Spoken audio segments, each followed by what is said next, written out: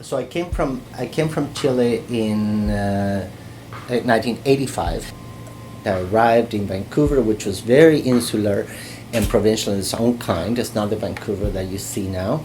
And probably in the first, Lord knows, right? I mean, probably in the first weeks that I was there, I was infected with HIV, or I acquired HIV. I mean, AIDS did not really exist in Chile at that time.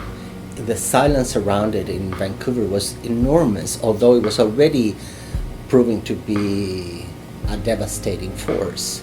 So I arrived kind of doe-eyed, and then I was presented with this diagnosis, and I didn't know what to do. I didn't think of death very much, but I knew very clearly that everybody was dying, that was the end result. But I think the immigrant mind kicked in really, really hard, because I thought, as an immigrant, it's like, I came here to live the dream or something, and I need to make money, and I need to, if I don't make money, who's gonna pay for my rent and my food? So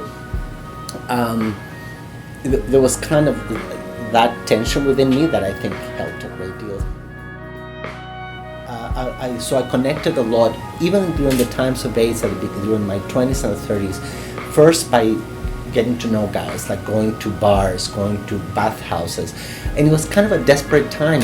You would come together to do the thing that was feared the most, actually.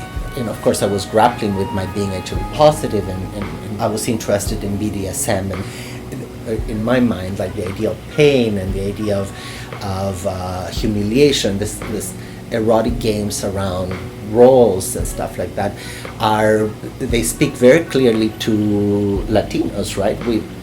We're Catholic. This is what we do. We're a pageantry of blood and flogging and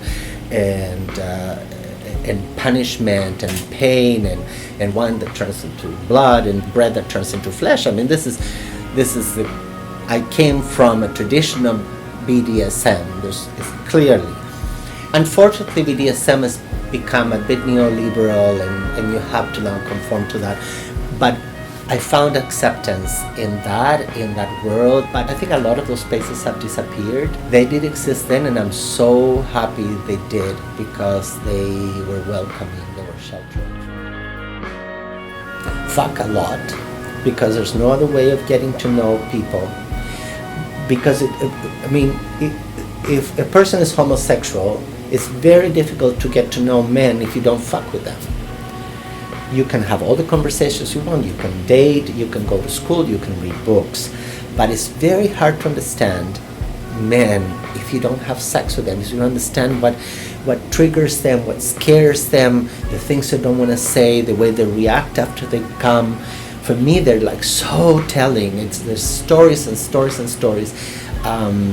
I've been misinterpreted in the past as saying you have to go and get or bareback or get infected, but that's ridiculous. That's not what I mean.